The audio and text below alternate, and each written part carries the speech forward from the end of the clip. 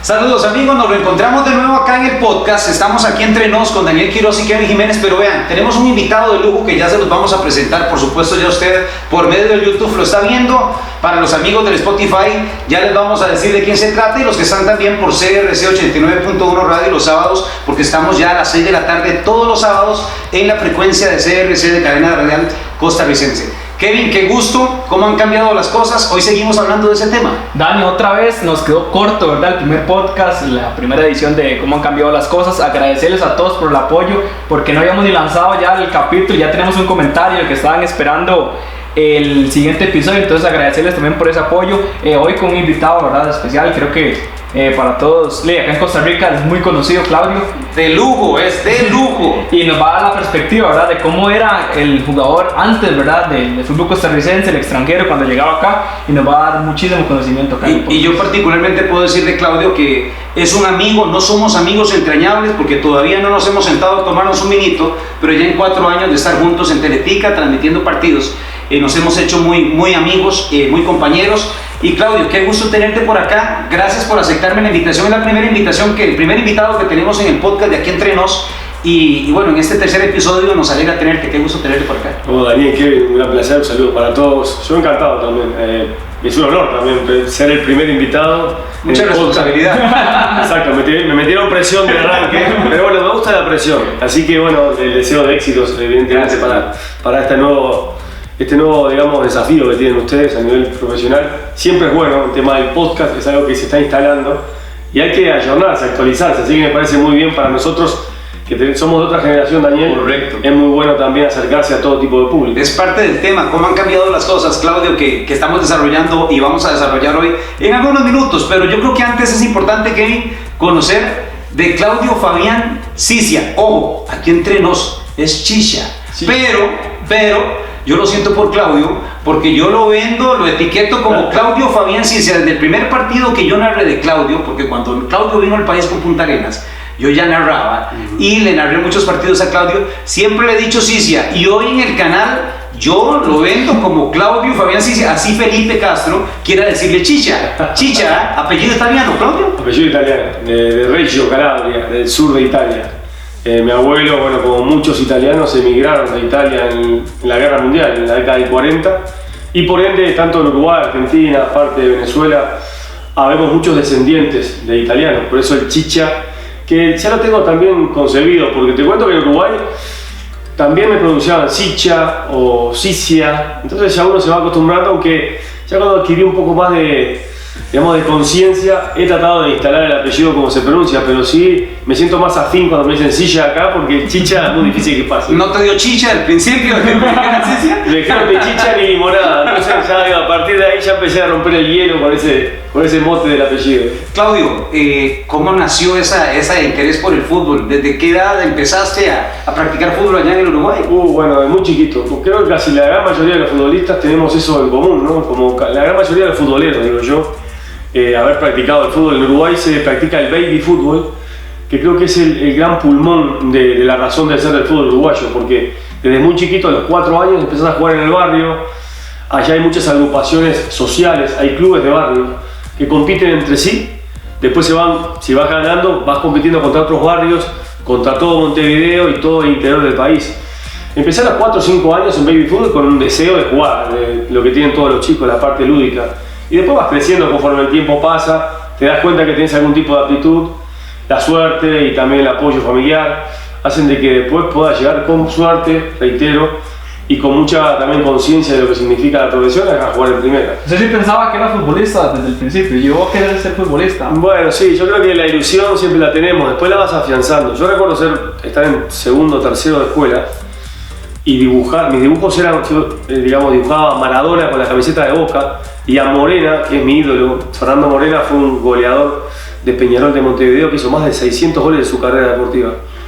Entonces yo los dibujaba a los dos, a Maradona por la influencia de Argentina en Uruguay y de observar fútbol. Yo tenía, no sé, 7 u 8 años, quizás 9, cuando Maradona recién salía en el Mundial 79, juvenil, se empezaba a nombrar. Y a Morena, que era mi ídolo, que la de Peñarol. Entonces tengo ese primer recuerdo cuando la maestra te preguntaba, ¿ustedes qué quieren de ser de grande? Y yo decía, no, a mí me gustaría jugar al fútbol. Y hacía los dibujitos, así que eso me marcó como para que después hoy lo pueda contar como una anécdota. Acaba de decir algo, Claudio, que lo escuché y me quedó grabado. Suerte. Claudio, es suerte pegarla como jugador. Pues se puede tener talento, porque yo he conocido jugadores talentosos en este medio local y vos has visto muchos y ¡puf! Desaparecen de pronto. ¿Es suerte? Bueno, el aspecto de la suerte creo que en todo ámbito de la vida también influye. Es verdad, hay que acompañarla con trabajo, con pasión, ser consecuente en la tarea que hagas. Pero a veces el factor suerte también lleva a que una persona indicada esté viendo el momento que vos haces bien las cosas y te dé una oportunidad de trabajo. Que también, en este caso, tus padres te den la posibilidad de que tengas el tiempo para practicar fútbol, y otros amigos míos que a cierta edad tuvieron que hacer otras cosas que lo apartaron del fútbol, porque la vida a veces te lleva por otros caminos. Así que también uno tiene que sentirse afortunado en este aspecto de la vida, de que perseguís un sueño, lo atrapás y después va con vos toda tu vida, porque ahora que tengo 50 años, salvo algún lapso en mi vida, siempre estuve enrolado al fútbol. Entonces, de una manera u otra, he sido afortunado. Claro, creo que toda esa parte, ¿verdad? Que usted menciona, por ejemplo, usted va a hacer una prueba de un equipo y tal vez el técnico no le ve las características y ya usted pierde tal vez la oportunidad. O te cambian de técnico y llega otro y te desplazan. Exacto, ¿no? Y a veces también esa parte viene, digamos, de la mano con el perseverar, ¿no? Hay entrenadores, hay futbolistas connotados, incluso en el medio local, que han tenido la posibilidad de hacer juveniles, en ejemplo, en el Deportivo Saprissa, y terminan surgiendo en otro equipo, porque en un lapso de su carrera o ellos no estaban bien, o los profesionales que estaban a cargo no lo vieron con el potencial, lo dejaron libre, y fueron a otro equipo porque perseveraron, hicieron la prueba, pudieron jugar y ser muy buenos futbolistas. También hay un poco de eso, ¿no? De no caerte, o te puedes caer un montón de veces. El tema de la virtud es intentar levantarte y seguir para adelante. Yo conozco la historia de Harold Wallace, que lo ponemos y lo referenciamos acá. Harold Wallace se hace en las fuerzas básicas del Saprissa, y hubo un señor en ligas menores que dice, no, este muchacho no sirve, y después se va y en la liga llegó a ser Harold Wallace en selección nacional. Exacto, ese ejemplo, sí. Claro, como ese ejemplo de Harold hay infinidad en todas partes. Imagínate cuántos jugadores no siguieron, digamos, no perseveraron, y cuántos se quedaron en el camino. Sí, tiraron la toalla. Sí, también, que eso es parte de la vida. A veces hay situaciones que te llevan a ir cambiando el camino, ¿no? Porque la vida, como todo, es una toma de elección y decís, bueno, decido esto, decido aquello, y te va llevando por diferentes caminos. Pero algunos también se rinden y piensan que no es para ellos. Entonces ahí también donde se empieza como a zarandear todo, y llegan pocos, y después los que llegan, pocos llegan a la selección, y después pocos van a nivel internacional. Es un tema también de filtro, de calidad, pero en el factor suerte, yo creo que en todo ámbito de la vida siempre es importante tenerla. Claudio, ya lo has hablado en otros medios, y yo lo hablaba con Kevin un día de estos. Lo has hablado en otros medios, cómo llegaste a Costa Rica, que es lo que todos se preguntan. Y yo voy a serte muy sincero, te voy a hacer una infidencia. Cuando yo recuerdo que aparece el nombre de Claudio Cicia en Punta Arenas, que venía, yo conversando con algunos colegas en Repretel, que ahí estaba en ese momento en el medio, le dije yo, ¿será que es un paquetazo? Uno más del montón que venían en las épocas tuyas al país. Después Claudio, ¿verdad? No fue que me cayó la boca porque yo no dije nada malo, era una duda que él despeja cuando ya salta de Punta Arenas al Cartaginés y escribe esa historia que hiciste en Cartaginés, que realmente pocos extranjeros la han conseguido. Han venido muchos, pero pocos lo han logrado. ¿Cómo viniste a Costa Rica? ¿Cómo fue ese proceso? ¿Y cómo te sentó también el fútbol tico? ¿Cómo te lograste adaptar también? Hay una anécdota, yo a Costa Rica llegué en el año 99. Que yo venía haciendo, Bueno, que esa es otra, que este Millennials, ¿verdad? Porque nosotros somos Rockelians, este Millennials ni siquiera te vio jugar, Claudio. En el siglo pasado llegué a Costa Rica y a Punta Arenas, o sea, hace muchos años. Entonces, 5 años antes de eso, yo jugué en El Salvador, en la Alianza de El Salvador. Entonces, jugando para Alianza, tenía un compañero que en paz descanse, Hernán Fernando Sosa, que fue un excelente futbolista, un excelente compañero y futbolista a nivel también nacional e internacional en Uruguay. Jugó para la Liga Deportiva de la Juelense y fue acá uno de los mejores extranjeros que pisó tierra tica. Calidad de persona también. Excelente, entonces me dice, él me bromeaba, me decía fatiga. Porque cuando yo entrenaba, todos iban primero y yo iba por la mitad, entonces me decía fatiga. Me dice, mira, para tu fútbol, Claudio, vos tenés que ir a jugar a Costa Rica. Voy a hablar con gente en Costa Rica, porque para tu fútbol, que es más técnico, en El Salvador, Honduras, el fútbol un poco más rústico, más fuerte, más de fuerza. Me dice, vos tenés que ir a jugar a Costa Rica. El tiempo pasó, yo volví a Uruguay, fui a Perú, tuve 1 año y medio jugando en Perú. Y después, estando en Uruguay, un entrenador que fue quien me hizo debutar a mí en Liverpool de Montevideo, muchos años antes, me llamó para decirme si me interesaba venir a jugar a Costa Rica, a Punta Arenas, en aquel entonces. Bueno, a mí me quedaba todavía un campeonato por delante, el equipo no clasificó a la liguilla pre-Libertadores de América, entonces me quedé a 1 mes y medio de terminar, por septiembre por ahí, con la posibilidad de salir. Y bueno, y ahí fue cuando di el sí para venir al puerto, y ahí se empezó a escribir la historia. El entrenador que me trajo es Mario Silva, el Gato Silva, claro. Que fue quien me hizo debutar en primera y después también fue quien me trajo a Costa Rica a iniciar mi camino acá. Pero qué difícil, ¿verdad? Venirse del Uruguay, Kevin, y toparse con la olla mágica. Y en esas condiciones de extrema dificultad económica de aquellos momentos. Sí. ¿Y cómo era, Claudio, venir en ese momento a un país nuevo? No sé cómo Y encontrarse, la parte económica. y encontrarse con esa realidad, porque si se lo traen, vamos a ser muy claros y sin que nadie se nos enoje, pero si lo traen de una vez a Saprissa o a la Liga o a Cartago o a Heredia, que eran los equipos llamados grandes, uno entiende que el lugar y la ubicación, pero en el puerto con esos calores, en la olla mágica. Y ahora creo que los jugadores recién con casa, carro, ¿cómo eran en ese entonces? Bueno, sí, no. Cuando uno arregla un contrato a distancia antes de firmarlo, cuando tenés que hacer una prueba médica, ya sentás bases y condiciones para poder venir y viajar, obviamente. Estaba todo coordinado. Lo que ocurre es que tengo un montón de anécdotas. Una fue que llegué a entrenar al puerto. La primera anécdota fue que el día que llego me presentan, todo muy bien. Yo estaba hospedado en un hotel que es el Hotel Portobelo, que está al lado del Colonial, como ya hacemos la pauta, capaz que se ve un rato y se mete. Si se ve algún canje, bueno, lo dijo Claudio. es importante. Y nada, el otro día voy a entrenar con los muchachos nuevos y los capitanes, que estaba Alfredo Contreras, Pin Gómez, gente que quiero mucho y que me ayudó mucho también. Me dice, uruguayo, con vos está todo bien, dice, pero no vamos a entrenar hoy, porque nos deben un mes y medio de salario. En el primer día. Primer día. Y yo le digo, no, tranquilo muchachos, yo vengo acá a sumar, pero ya me estoy dando cuenta de cómo está el panorama, así que esa fue la primera anécdota. Y la segunda fue que el equipo jugaba en Limón, y yo llegué, por ejemplo, un miércoles y no me pudieron inscribir para jugar. Entonces, ese fin de semana no podía jugar para el equipo. Y el entrenador, sin saber, o sea, yo no sabía muy bien cómo era el teje y maneje de transporte y demás. Me dice, no, vas a viajar con el equipo para hacer el grupo con los muchachos que te conozcan un poco. El viajecito que me comí de Punta Arenas, hacíamos transbordo en San José y fuimos hasta allá, hasta el Atlántico a jugar contra Limón. Yo fui a entrar al equipo, pero ya me bautizaron en la primera semana.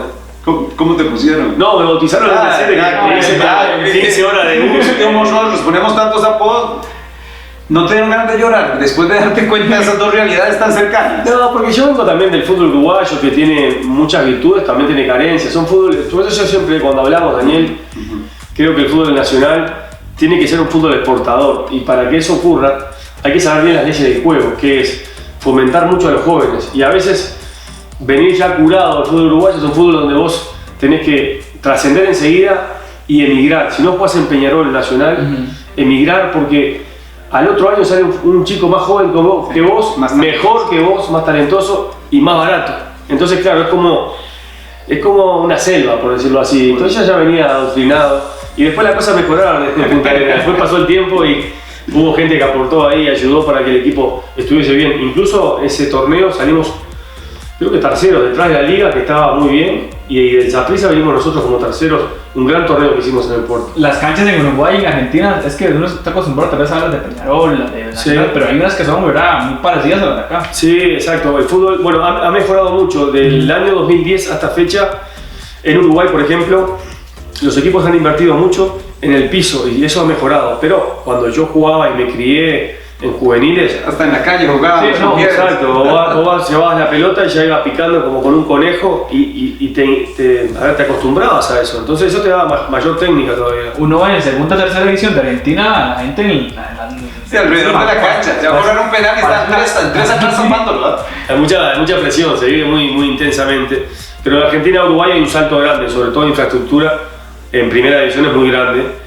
Pero a nivel ya de divisiones menores como tercera, segunda, sí, hay equipos de barrio que son barriadas grandes, van miles de personas a ver los partidos. Claudio, bueno, eso es una pinceladita acá en el podcast, ¿verdad? Porque evidentemente con Claudio podríamos hablar 3, 4, 5, 6 meses seguidos, porque hay mucha riqueza en todo lo que has experimentado. Uno también como narrador y ya como periodista de tantos años uno va sumando, y Kevin que está sumando las suyas, claro. Y que es la idea, el concepto que tenemos nosotros por acá, de tener ese balance, ¿verdad? Porque vea que Kevin no te vio jugar, Kevin te referencia de lo que la historia marca de Claudio Cicia, de lo que hizo en Cartaginés y Liga Deportiva Alajuelense, y de lo que hoy hace como comentarista y como un gran estudioso y entendedor del fútbol. Yo la verdad es que sin querer pasarte la brocha ni mucho menos, me siento muy contento de tener a una persona como Claudio al lado mío en las transmisiones, porque realmente aprende uno bastante. O sea, yo me pongo a ver conforme los partidos se van desarrollando, y eso que puedo jactarme de que ya estaba sacando cuentas. De hecho, yo con Claudio le cuento, ya voy por 5.843 partidos narrados en mi carrera. Wow. 72 comentaristas he tenido al lado mío en partidos. De ellos, muchos jugadores de fútbol: Chope, Justin Campos, Jafet Soto, Ronald González, Javier Delgado, Claudio Cicia. Y yo puedo decir así, a rajatabla, como decimos nosotros los ticos, que Claudio está en ese top 5 de los mejores comentaristas que he tenido. La facilidad de lectura, la interpretación, nos dice cosas que van a darse y ni siquiera han sucedido, ¿verdad? Que es parte de esa lectura que tiene. Claudio, usted en algún momento se vio metido fuera del fútbol. Yo no sé si usted lo pensó alguna vez cuando ya la carrera estaba en el ocaso, que tengo entendido que terminaste estuviste por Europa, sí, ya en el cierre, pero ¿lo viste en algún momento que viniera eso? Ese cambio del cual es el tema de hoy, ¿cómo han cambiado las cosas? Bueno, ¿cómo cambió su vida? ¿Ese cambio lo preveía? Sí, uno lo va viendo conforme la carrera va avanzando. Incluso yo terminé joven de jugar, ya cuando sentí que cierta pasión por el entrenamiento, el tiempo que uno le quita a la familia, que es mucho, parece que no, pero el futbolista está emparentado con cosas que la gente ve, que es la parte linda, ¿no? Que se hace, de repente sos alguien conocido, te va muy bien, la remuneración es buena, pero también cuando tenés familia, conformás familia, hijos y demás, pasás viajando, a veces le quitas ese tiempo que se necesita para tus hijos. Yo he pasado cumpleaños de mis hijos o partos de la mamá de mis hijos, algunos me agarraron en camino para llegar, cosas que después no podés volverlo atrás, es algo, es un faltante importante. Pero claro, cuando uno se va acercando en los casos de la carrera, ya vas viendo qué va a ser de tu vida. Y dependiendo de cómo te fue en la carrera, vas viendo a dónde apuntar. Sí. Entonces, bueno, yo gracias a Dios no puedo quejarme de mi carrera como futbolista. Fueron 15 años que pude, digamos, ejercer la profesión y tener por ende alguna inversión, algún sustento como para el post del fútbol.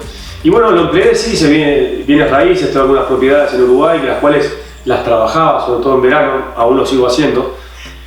Pero el fútbol, cuando me fui a vivir a España y viví ya 4 años en España, el fútbol sin querer empezó a llamar de vuelta. Hubo situaciones puntuales, me llamaban representantes, empresarios, para que yo les recomendara futbolistas. Entonces digo, bueno, quizás uno quiere hacer algo diferente a lo que ha hecho toda su vida por un tema de desintoxicarse, pero después vas entrando en caja y te das cuenta que lo tuyo es el fútbol.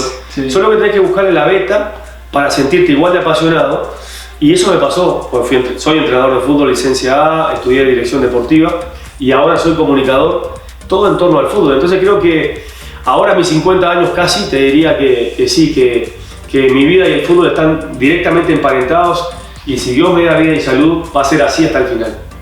Que ojalá que así sea, ¿verdad? Porque estemos mucho tiempo juntos, don Claudio.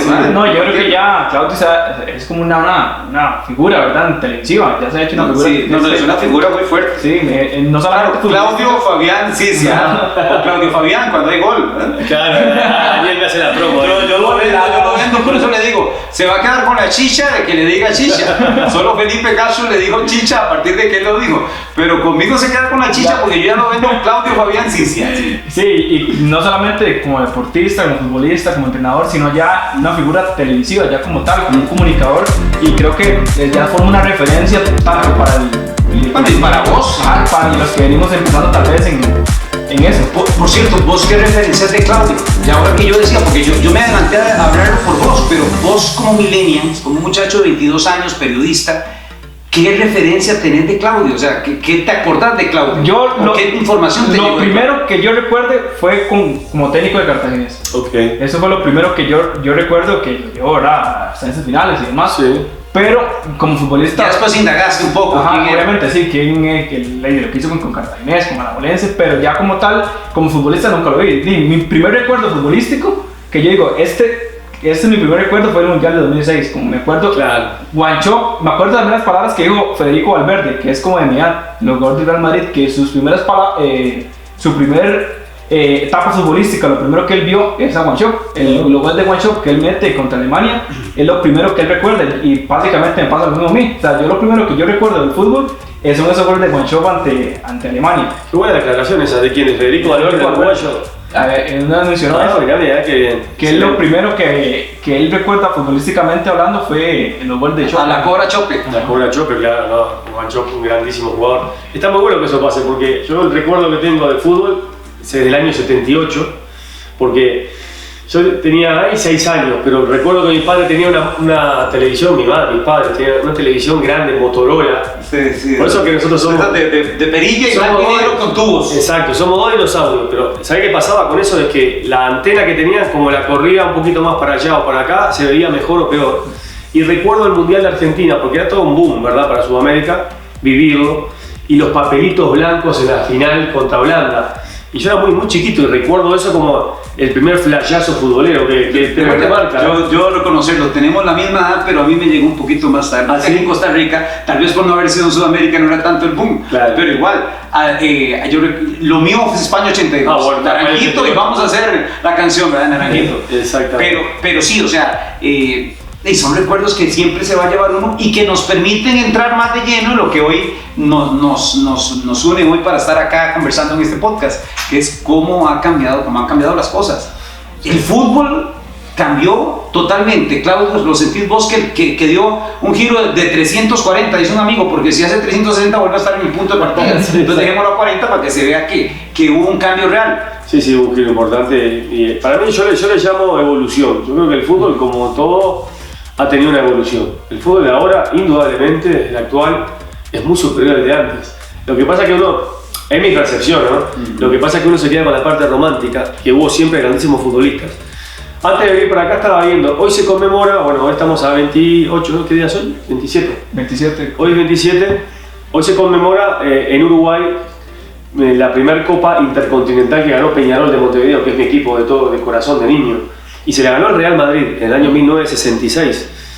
Entonces, observás, porque hay flashes del partido y demás, y te queda la nostalgia. Peñarol tiene un equipazo, bueno, el Madrid también, ¿no? Evidentemente, el Madrid era 5 veces campeón de Europa ya, y se habían enfrentado en el año 60 en la primera Copa Intercontinental, donde el Madrid le ganó a Peñarol.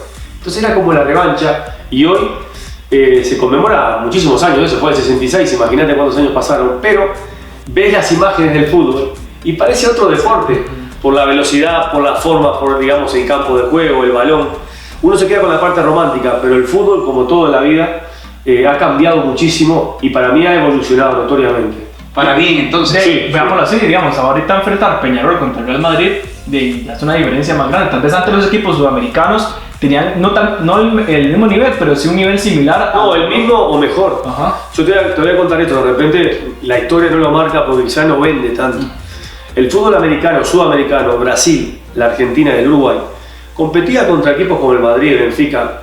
Peñarol fue campeón del mundo ganándole al Madrid, pero al Madrid el más exitoso, que jugaba de Stefano, Gento, todos los que son exitosos de aquel entonces.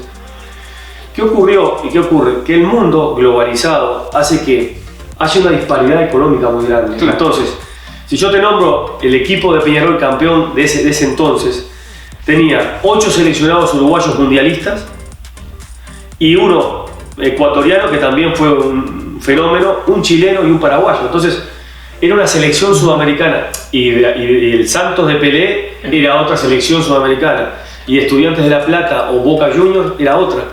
Y el Madrid era otra. Ahora eso no ocurre. Ahora vos vas el mejor equipo de Sudamérica hoy por hoy es River Plate, el que juega, ¿no? Y son todos chicos de 19, 20 años que vienen equipos... Antes de venderse. Exacto, y que vienen equipos de segundo orden de España y los compran por 15, 20 millones de euros y se los llevan.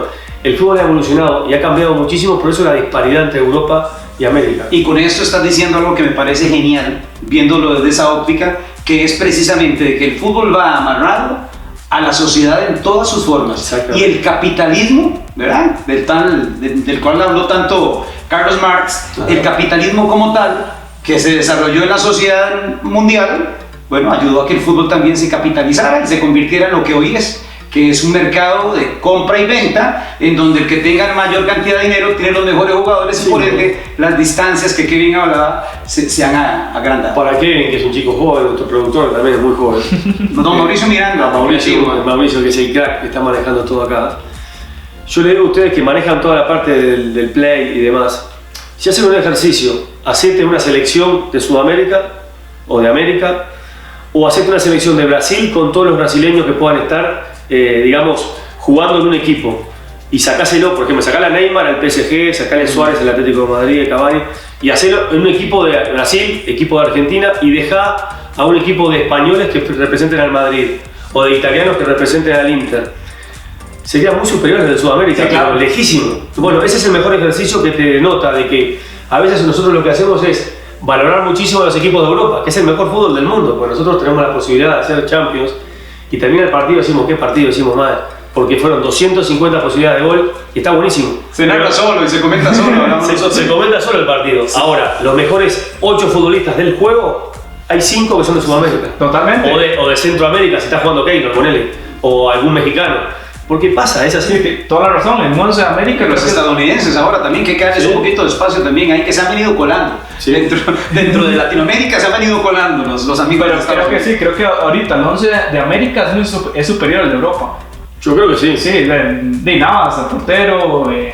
No, podés armar un gran equipo, los brasileños. Sí, cuando van a agarrar los brasileños y los argentinos, los uruguayos. El tridente, Suárez. Ahora porque han venido a menos. Bueno, Messi es un fuera de serie, pero el tridente del Barça, asesino, Messi, Neymar, Suárez, son todos, es Argentina, Uruguay, Brasil, o Brasil, Uruguay, Argentina, digamos, el orden que quieras.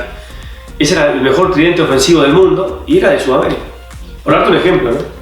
Sí, ha cambiado mucho esto, ¿verdad? El fútbol ha cambiado mucho, y me quedo con eso que decías, Claudio, de que se ha evolucionado. Sí, se ha evolucionado, por supuesto. Sí, no podemos ser tan ingratos. Inclusive nosotros repasábamos en el podcast anterior de cómo al principio, ¿verdad? Cuando el fútbol se crea en Europa, empieza en Inglaterra y en Escocia, se jugaba con un portero y 10 delanteros.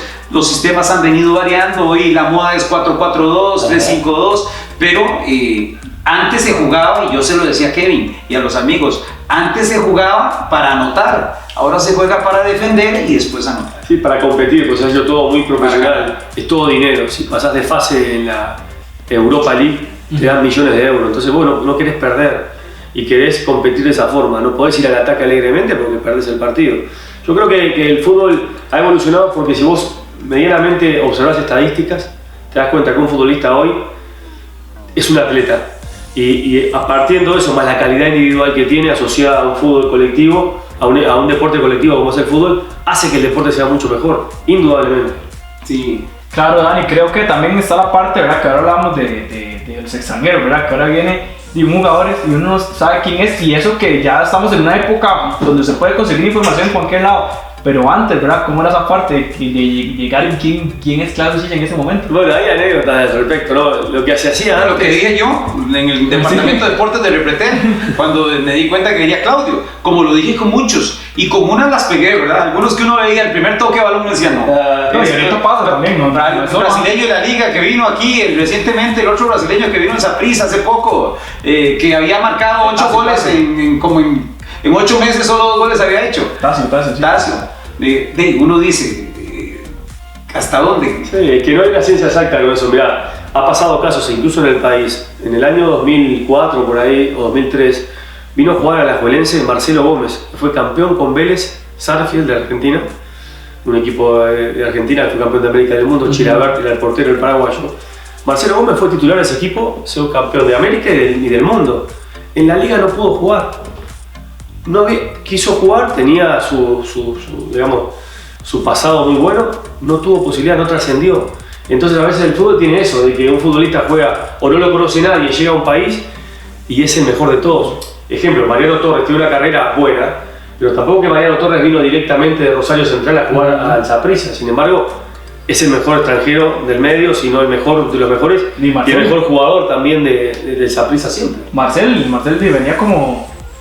También, bueno, Marcel es algo especial, porque Marcel, salvo Guanchop, nadie apostaba mucho.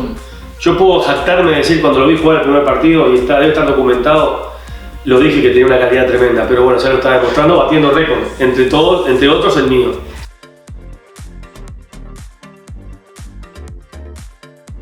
Bueno, seguimos nosotros acá conversando con Claudio de los cambios que se han dado y hablábamos precisamente de esos cambios con los extranjeros, ¿verdad? Que ahora, Claudio, puede ser que haya más facilidad de identificarlos, quiénes tienen talento y quiénes no, o de dónde viene cada jugador. Sí, ahora se está apostando a mucho futbolista joven en algunos equipos y como no le va bien transitoriamente el tema Guadalupe, que para mí hace un buen trabajo en hacer un promedio de edad bajo de 20, 22 años, salvo excepciones.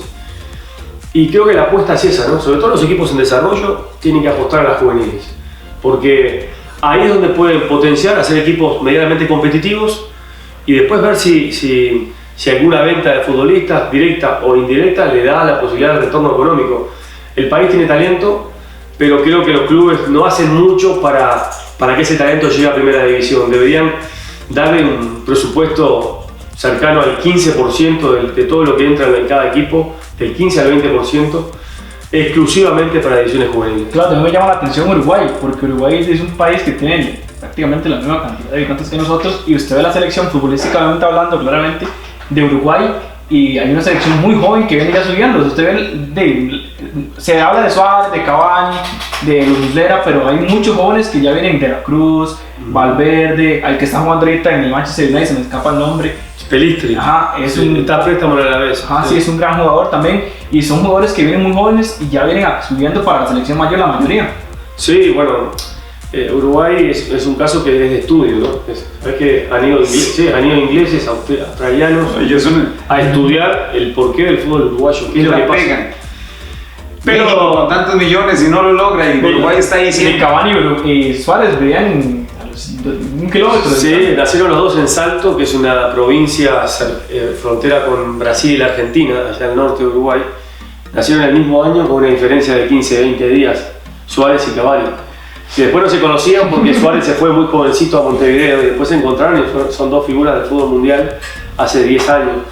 No, el tema del fútbol uruguayo es para hacer un programa especial porque hay una connotación que es meramente demográfica, se trata, digamos, de la cantidad de población que hay, pero también hay una historia emparentada con la historia del fútbol. O sea, si yo hablo de Uruguay sacándome la camiseta de Uruguay, porque ahora tengo la camiseta de partida que es Uruguay-Costa Rica, pero es la realidad, si me saco la camiseta yo relaciono Uruguay desde que se inició el fútbol siendo exitoso, pero no a nivel sudamericano nada más, sino que fue medalla de oro olímpica en el año 24, en el año 28, en 1924. Que eran como mundiales.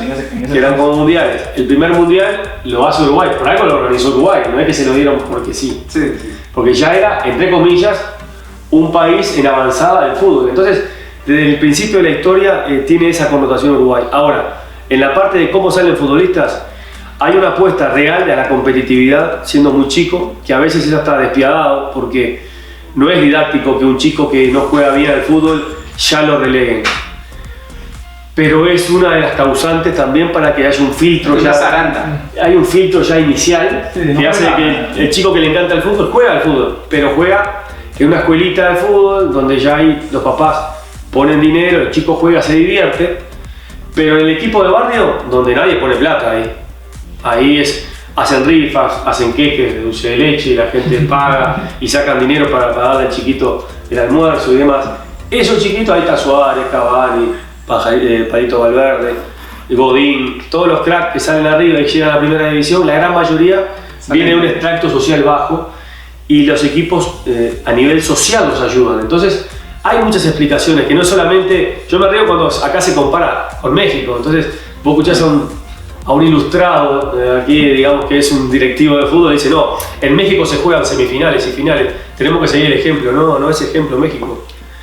Vos tenés que emparentarte con países que sean igual de chiquitos que Costa Rica, que sean exitosos, tomarte un avión, hablar con gente y ver qué hacen. Tú estás 1 mes, 2 meses, entendés un poquito y venís y lo plasmas acá. Pero con eso termino. Lo que pasa es que eso no vende.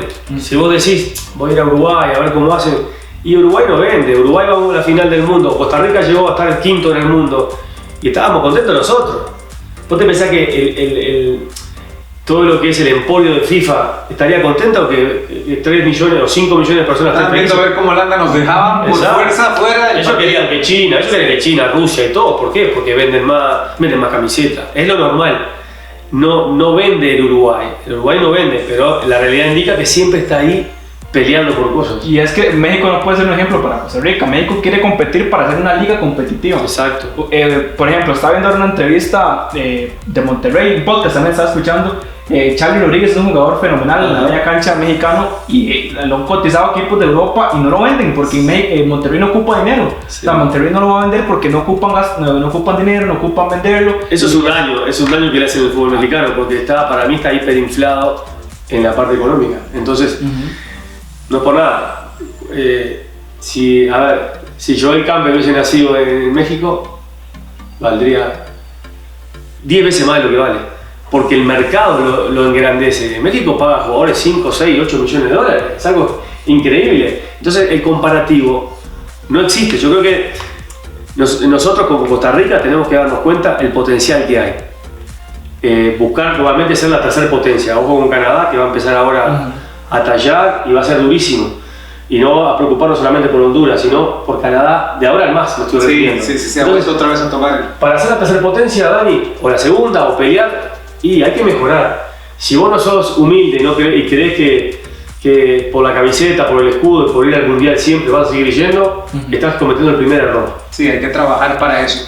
Te tomo el balón, Claudio, porque bueno, dentro de nuestro podcast no solamente hablamos de fútbol, es el sustento, porque a eso nos dedicamos tanto Kevin, yo y vos. Claro. Pero bueno, ha cambiado mucho también la forma de vivir. ¿Te gustaba más la forma como vivíamos nosotros? Que hemos conversado que mientras este caballero que está acá, don Kevin, ve la WWF, nosotros veíamos Titanes en el ring de Martín Carabajian, la momia negra, el pibe, todo eso, ¿se acuerda? Que lo hemos conversado con Jota, porque Jota, Claudio y yo tenemos la misma edad, entonces somos contemporáneos. Entonces, hablar de esas series, y yo lo decía, en Uruguay veían eso, por supuesto que lo veían si estaban frente ahí, muy cerquita en Argentina, los Titanes en el ring. Llegaba toda esa producción, llegaba aquí a Costa Rica. Yo no sé qué es eso, yo.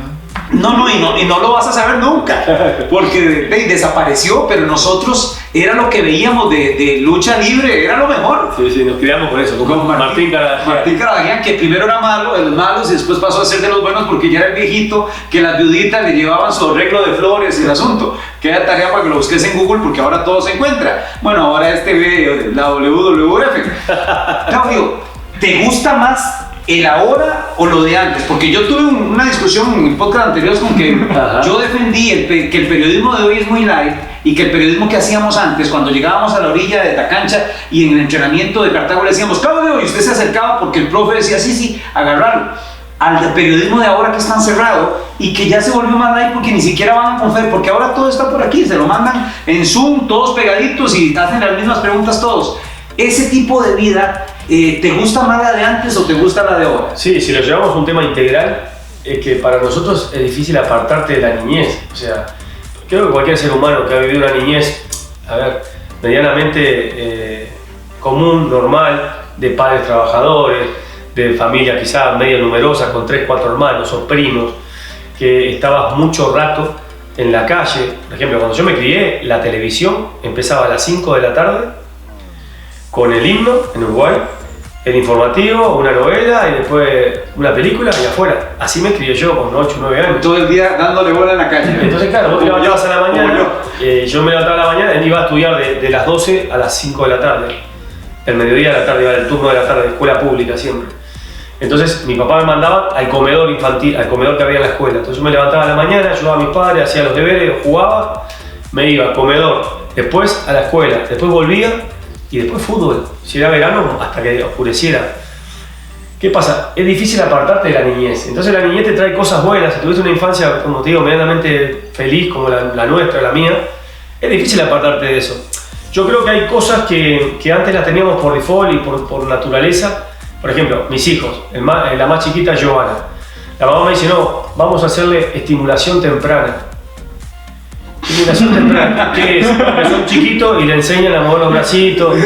Y cuando nosotros nos criábamos, que era el mismo mundo, y trepás los árboles, saltás los árboles, te corre el perro y te va corriendo el perro del vecino y te va a morder. Si vos no vas corriendo, vas a 100 por hora, que no te muerde y le pegas patadas como para defenderte. Claro, creás una motricidad que era normal en aquel entonces. Entonces, claro, los tiempos han cambiado. Ahora los chicos, mis hijos, como de tu edad, están mucho tiempo con la tecnología, pero es parte de, es como, Yo no puedo estirparle eso porque eso lo hace que el mundo sea como es ahora y tengamos la posibilidad justamente de hacer esto. Y está obligado a traer ese chip. O sea, Kevin, que es un especialista en redes, en su página, ahí en Kevin Jiménez, que le pueden seguir, es un mago, es un mago. Yo digo, ¿dónde hace, cómo hace él para empaparse, para estar tan enterado de todo de manera tan inmediata?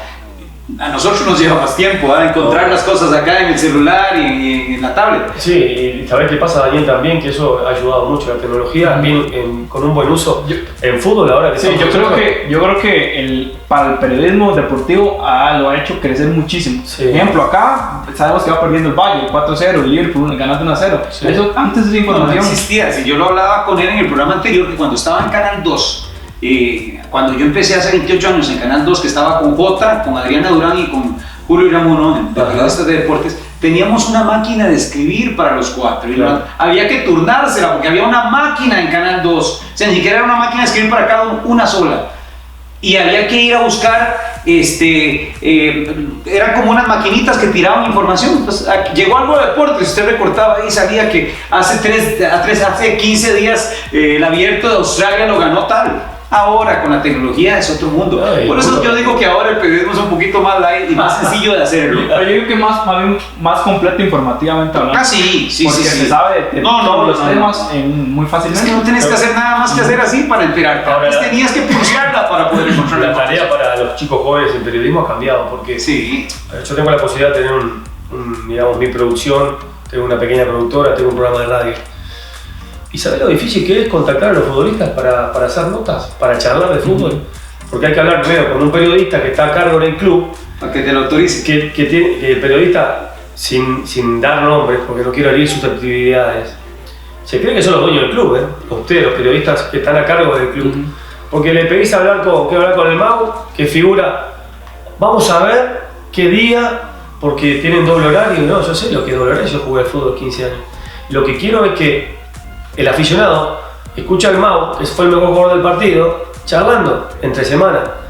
Entonces la tarea para el periodismo es hablar entre ellos, debatir y no tener un eslabón más que es el protagonista. Y antes eso no pasaba. Antes nosotros como futbolistas, en este caso, hablábamos con el periodista en el vestuario, en la cancha. Y no había problema si yo te llamaba.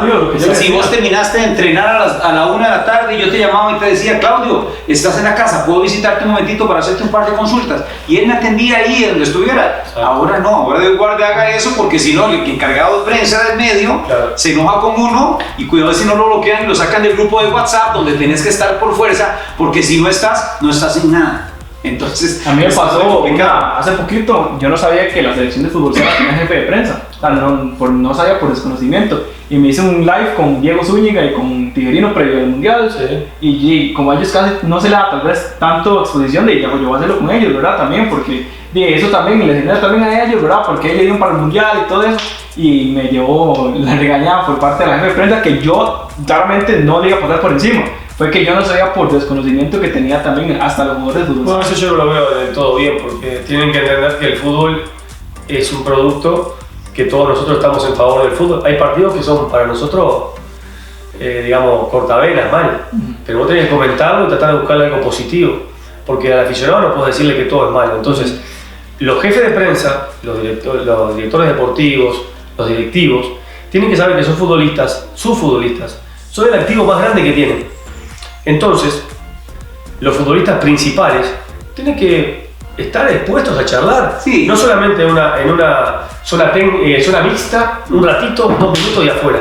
Yo lo entiendo en situaciones de FIFA, Mundial y demás, pero a nivel nuestro hay que fomentar el producto y hacerlo crecer. Y los encargados de prensa deben de ser facilitadores, no obstáculos para que se pueda realizar, porque a veces se convierten en eso. ¿Por qué? Porque bueno, también hay que decirlo, ¿verdad? El jugador ha cambiado mucho y yo no sé si Claudio, vos sentís que en ese aspecto, ahora que seguimos hablando de todos estos los cambios, era igual con vos cuando estabas jugando, pero yo siento que ahora mucho jugador también pone en mal al encargado de prensa, porque le dice, llega el encargado de prensa, Claudio, que te están buscando para entrar, no, yo no quiero volar, no, más si perdieron. Eso se daba antes, o eran más abiertos ¿O ha sido todo este mismo cambio del fútbol, este modernismo donde estás exigido a ganar y a ganar y a ganar, porque de eso depende el billete y depende de los resultados y depende el título? Yo creo que a nivel nacional cambió eso, y se le da la directriz, no sé, como la interna del club a los futbolistas que vayan una vez o los van rotando y demás. Yo no lo veo mal a eso. Lo que sí veo mal es que no haya accesibilidad al protagonista. Que por ejemplo, para que en programa por goleada yo tenga un futbolista de la liga que hace 2 días la rompió, la descolló, es dificilísimo. Tenés que sacar una cita para que en 15 días. Entonces no es por nada que uno se crea más o menos, simplemente es, yo lo que quiero es que el aficionado liguista que gritó el gol de este muchacho hace 2 días en la casa porque no puede ir al estadio, lo escuche hablar del partido. Entonces, esas son cosas que hay que limar, pero claro, las directrices tienen que ser a nivel de equipos, como si no, muchachos, de derechos de televisión, las mismas televisoras. Nosotros a veces hacemos una previa, acá, sinceramente, hacemos la previa. ¿Con cuál futbolista has hablado directamente en la previa? Vos. ¿En alguna previa que hicimos? No, yo con ninguno. Yo tampoco. Y eres el que relata y yo soy el que comento. No puedo hablar con ningún protagonista porque es una previa que son... Menos ahora con el COVID. Exacto, es una previa que ya está estipulado, que le dan los tiempos a Felipe o a Fabián, que son crack, que sacan en 2 minutos 3, 4 protagonistas, y nosotros no podemos tener acceso a eso, porque eso fue pregrabado antes y el tiempo es corto. Entonces, claro, el producto ¿cómo queda? Limitado. A mí me llama la atención el fútbol argentino, que siempre les ponen un audífono, en el sudamericano les ponen un audífono, y los narradores, comentaristas que estaban en el set le pueden consultar. Eso no debería llamarte la atención. Eso tendría que ser la normalidad. Porque si fíjate que Daniel está 95 minutos narrando y yo 95 minutos comentando, entre comillas, además del televidente, ¿quién más tiene, digamos, la potestad para poder preguntarle a uno acerca de cualquier cosa del partido? Si él estuvo prestando atención y yo también. Y no tenemos la posibilidad. Pero es porque son esas cosas que hay que mejorar. Hay que mejorarlas para que el producto sea mejor. Para que cualquier programa de televisión, cualquier podcast, tenga un sustento mejor, porque escuchás a los protagonistas. Y también te voy a decir algo, esto favorece al propio futbolista, que con 20 años capaz que no declara bien. No importa, está dentro de las posibilidades, pero con 22, 23 va a declarar mejor, porque en vez de una nota va a tener 250 notas y eso te pule. Sí, te saca mejor. Que es algo de lo que yo, me salgo del asunto, pero es algo de lo que yo siempre le admiré desde la primera vez que Keylor Navas fue presentado con el equipo del Real Madrid, y la forma como se expresó, como habló, un evento tan importante con tanta presión que había, y que evidentemente debe ser un crecimiento global del jugador. No solamente la parte futbolística, sino que también el crecimiento del estudio, la preparación, la educación, porque antes sí, había mucho jugador que evidentemente no podía ni siquiera hacer su escuela y se jugaba solo el fútbol. Hoy tiene que ser un crecimiento globalizado. Yo imagino que a ese nivel también de Keylor, el Madrid le pone a usted un asesor, ¿verdad? Para que le diga cómo tiene que hablar, cómo tiene que moverse y todo eso, ¿verdad? Sí, bueno, está bien. Keylor, cuando pasó por el Madrid, es como un Rolling Stone. Era una superestrella. Sí, ya traía ese ángel. Y a veces tampoco se lo entiende eso acá. Es difícil porque nosotros tenemos como una culturalización de que estamos todos tenemos que ser siempre, ¿qué más de Tuanis? Siempre. Así seas, Keylor nada. Y a veces tenemos que saber medir y dimensionar lo que en este caso fue Keylor o es Keylor en el fútbol mundial. Me llama la atención porque empezamos a hablar de los cambios. Traté de sacarlos del fútbol otra vez y volvimos a caer porque es muy difícil que dos periodistas deportivos, Claudio, que es un periodista deportivo, porque de por sí que el ser comunicador evidentemente no se requiere de un título, y eso quedó clarísimo cuando hace ya muchísimos años don Roger Arjún presentó un salacuartazo para poder trabajar como comunicador, y se le avaló acá en el país de que usted puede estudiar periodismo. Eso es lo ideal, que cada persona se prepare, estudie periodismo, pero para comunicar no se requiere de un título, porque es parte de lo que está inherente al ser humano. Claudio, volviendo un poquito fuera del fútbol, comida, ¿qué comían en Uruguay en el pasado? Y en el puerto. Y en el puerto. ¿Y qué se come hoy que le gustaba más la comida de antes o le gusta más la comida de ahora? Las comidas rápidas. Hay comidas que yo no cambio por nada, que son, por ejemplo, una buena milanesa, un buen churrasco, un buen asado, con puré, con una olla de carne o un puchero, le decimos en Uruguay. Eso no cambia. La comida casera no es con qué darle. O sea, yo cuando voy a la casa de alguien, amigos, y me invitan, hice pizza casera, no me vengan con las marcas, que ojalá que haya muchas marcas, pero la pizza casera hecha por la abuela, la madre, la tía o el que sepa cocinar, no hay con qué darle. Ahora, uno va creciendo, el paladar también lo vas afinando, y hay cosas que aprendés de grande a conocer y a comer que no sabías. Un ejemplo claro, Perú tiene una gastronomía exquisita. Y yo llegué a Perú, estuve 1 año y medio y ahí crecí también. Supe lo que es comer un buen tiradito, una papa a la huancaína, qué sé yo, cosas que tienen ellos. Acá me decís, en el puerto te digo chucheca, ceviche de chucheca, que es como un mejillón negro. ¿Lo comiste? Sí. No. Este muchacho no ha vivido, son 22 años, tenemos que sacarlo. Tenés que comerte un ceviche de chucheca que primero que te da una potencia. ¿Sabes qué te iba a decir? Que un Churchill era lo que más lo referencia. Un vigorón también. Bueno, eso del puerto. No, y después de acá, digamos, uno va, el paladar lo vas como cultivando, por decirlo así. Yo cuando llegué, los muchachos comían gallo pinto a las 8 de la mañana y digo, muchachos, ¿cómo? No puedo comer esto. Y hoy me clavo, después del entrenamiento, me clavo un gallo pinto con huevo frito, aguacate, jugo de naranja y café.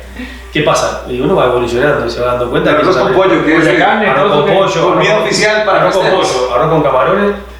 ¿Hay alguna ¿Salada cosa? Con el arroz amarillito, ¿no? Como que le meten azafrán, algo ahí. Antes se le echaba chote, es que ahora ya hay muchas. Yo no creo que sea ahora el tubo de chote como lo hacía la abuelita, pero ya por lo menos. ¿Sabés que hacíamos mucho en la liga? Cuando me tocó estar en la liga un par de años, íbamos a una sodita de la vuelta, que está el estacionamiento de don Carlos Alvarado. Carlos Alvarado fue una figura gran de la década de portero. 50, un porterazo. Aguilucho era. Aguilucho, un tipazo además, un señor, un Yo caballero. le hice una entrevista, de hecho esa de paso también. Un caballero. Y había una sodita ahí cerca, nos quedábamos todos los muchachos que salíamos a entrenar y el casadito no hay con qué darle.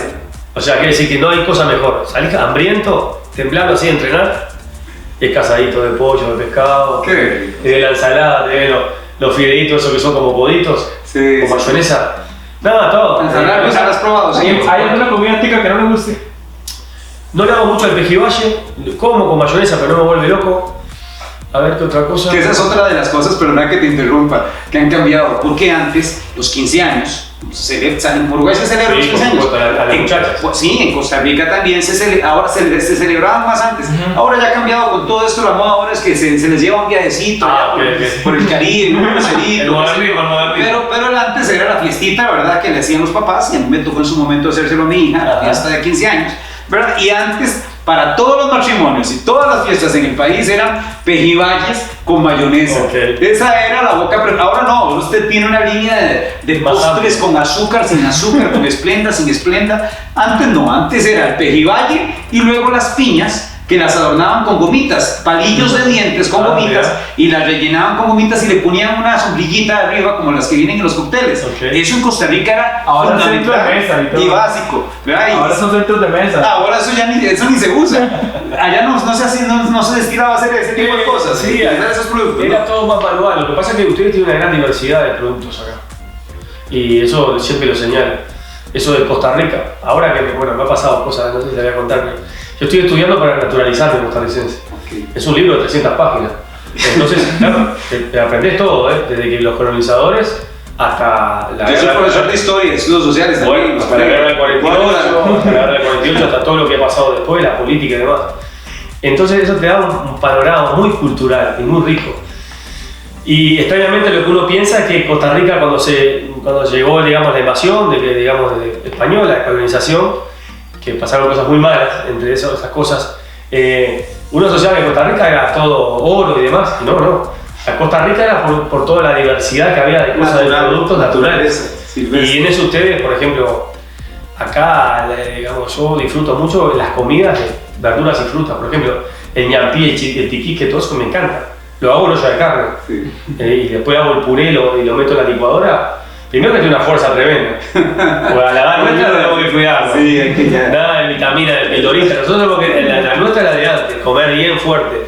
Y después me encanta la fruta. Todo lo que es fruta de maracuyá, naranjilla, manga, mango, todo.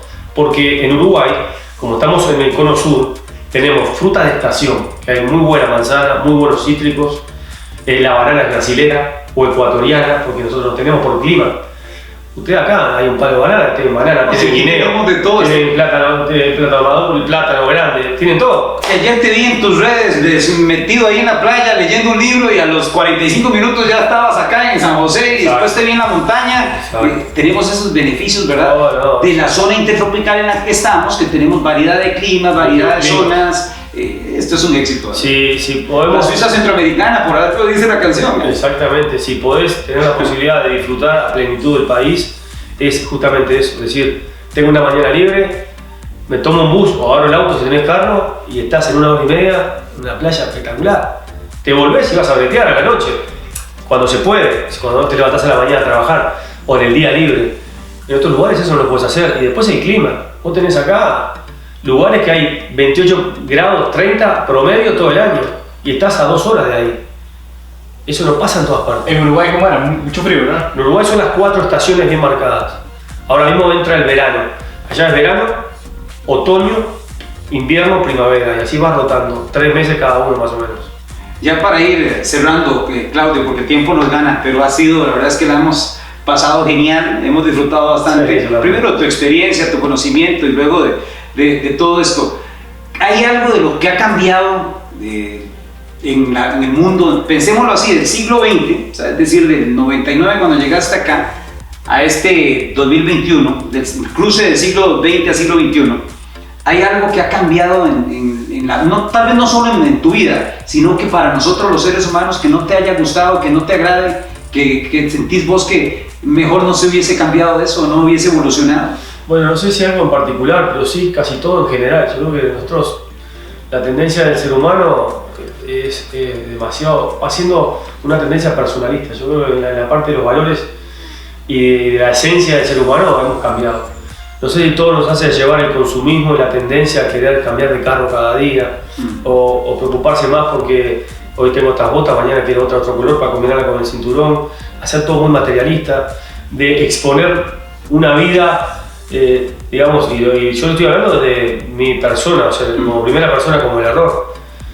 En esto que son las redes sociales, que es algo maravilloso, también tiene algo muy malo, que es casi nunca nadie se expone en algo negativo. Nunca sacas una foto cuando estás triste, llorando por algo, por una situación puntual.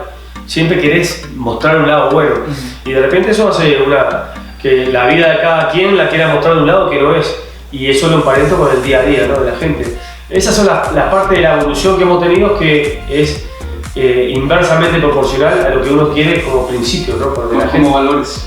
Sí, que estos millennials, lamentablemente, muchos de ellos traen ese chip que ya fue modificado y que nosotros vimos ese proceso de cómo ellos, ¿verdad?, han cambiado así y cómo se han perdido valores. Por dicha Kevin no, pero sí hay muchos jóvenes. Tienen mucho trabajo ellos, sí, por delante. Tienen un mundo por delante para encauzar ustedes. Sí, que por más que haya uno en 1.000.000 tienen que intentarlo, porque nosotros no vamos a estar en unos años, pero ustedes o sus hijos son los que se van a hacer cargo de todo este quilombo, de todo este lío. Toda esta bronca. Sí.